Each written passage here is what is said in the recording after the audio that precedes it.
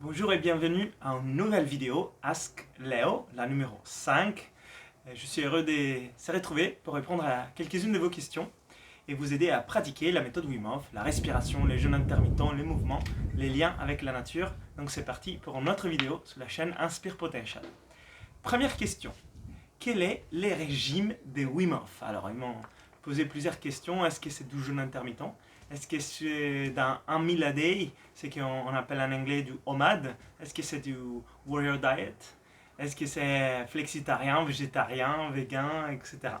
Alors Wim Hof parle dans son livre du Fast Five. C'est une forme de jeûne intermittent, effectivement, où on a une fenêtre où on mange des 5 heures. Donc ça veut dire on jeûne 19 heures et on mange dans une fenêtre de 5 heures. Ce qui est similaire au jeûne intermittent classique qui est 16 heures de jeûne, 8 heures de fenêtre.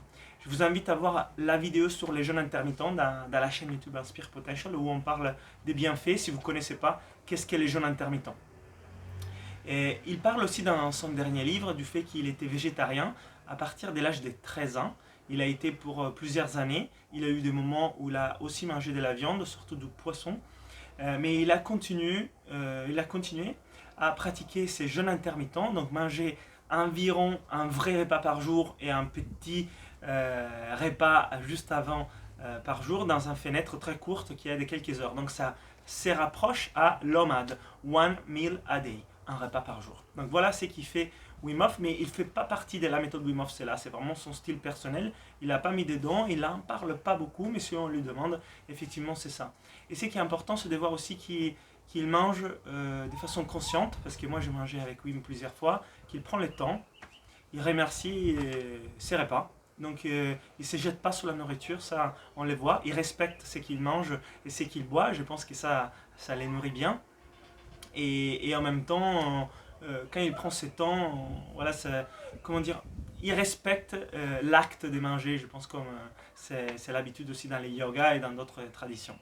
Mon avis, c'est aussi qu'il s'écoute beaucoup son ressenti du corps et de la faim. Il adapte en fonction de ses records qu'il a pu faire, de ses entraînements, de ses besoins.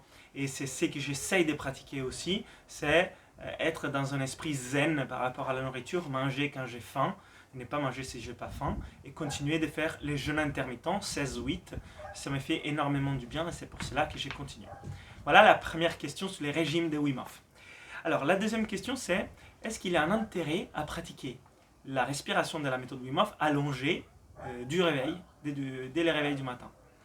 Alors moi je pratique personnellement tous les matins ou de façon très régulière la respiration Wim Hof du réveil. Je fais quelques mouvements avant, je conditionne les corps, j'active les corps et ensuite je pratique la respiration Wim Hof. Pourquoi les matins? C'est pour bien commencer la journée, me recentrer, avoir mon moment de connexion à moi, mon moment de méditation et me donner de l'énergie. Mais ce n'est pas obligatoire de pratiquer les matins.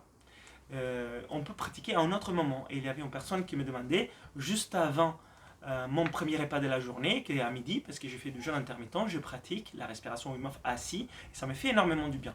Mais c'est parfait, c'est génial. Je te conseille d'écouter ça et de continuer comme ça. C'est pas forcément les matins dès qu'on se réveille. Et on n'est pas obligé de pratiquer allongé, on peut aussi être assis. Mais il faut faire attention à ne pas pratiquer debout, en train de conduire, de faire du vélo, etc. Donc la pratique de la méthode Wim Hof, c'est vraiment sur un tapis de yoga, sur un canapé, dans un endroit sûr. Mais à tout moment de la journée, c'est faisable, c'est possible. Il y a des amis, des personnes, des stagiaires qui m'ont dit qu'ils trouvent le maximum des bienfaits de les faire les soirs, pour s'endormir, de façon très douce bien évidemment, en respirant doucement sans forcer. Et moi, ce que je fais, c'est le matin, et des fois dans la journée, c'est rare de les faire les soirs, mais je vous invite aussi à tester, à pratiquer, à adapter cela à vos besoins. Une autre question sur les timings, c'est à quelle heure, à quel moment de la journée pratiquer la respiration katana, le protocole de la respiration katana que j'ai mis au point.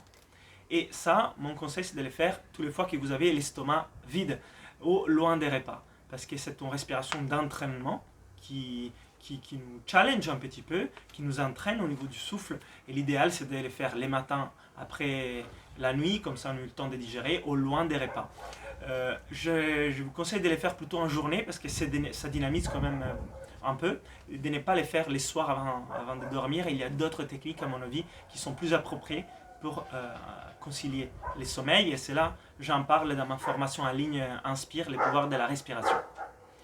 Une autre question, c'est sur l'apnée poumon plein de 15 secondes dans la respiration Wim Hof. Il y a beaucoup de personnes qui me demandent est-ce qu'on peut faire plus de 15 secondes.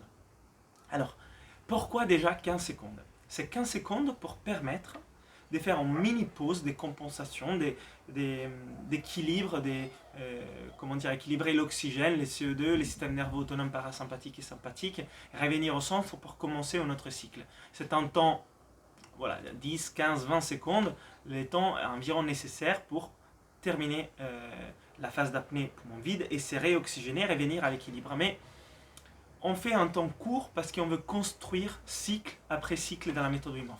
Et si on fait des apnées très longues poumon plein, on met une autre pause et on revient un peu à la base à chaque fois qu'on recommence les cycles. Donc on fait un cycle, une longue pause, un autre cycle, une longue pause, et donc on n'arrive pas à construire. Si on fait une apnée courte poumon plein, on a le temps de rééquilibrer et d'augmenter les niveaux sur les deuxièmes cycles, et donc on construit cycle après cycle.